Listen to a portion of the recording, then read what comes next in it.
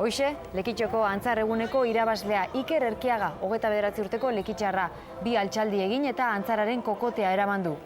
Eta kokoterik gabekoen tartean berriz, 3 altxaldirekin, Ibon Martin izan da garaile. Hau ere lekitxarra da.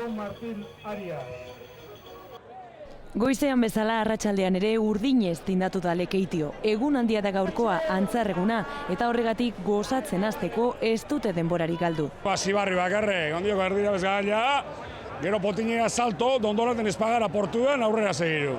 Kalerria, jan eta eran. Ez dago bestetik.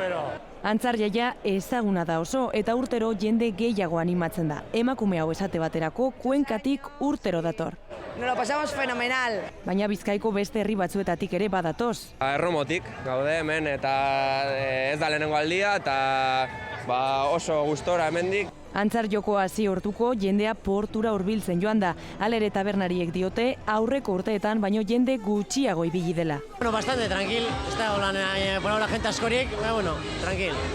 Akaso batzuek beraien hozkailu portatila eraman dutelako. Momentuz hau da prototipua eta hau da modelo bakarra, Lekitxon.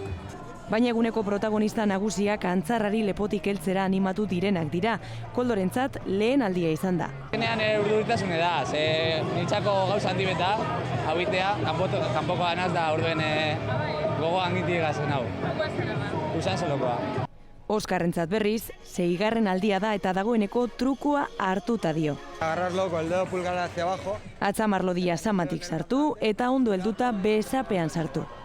Badirudi funtzionatu egin diola gaurkoan antzarraren kokota eraman duelako.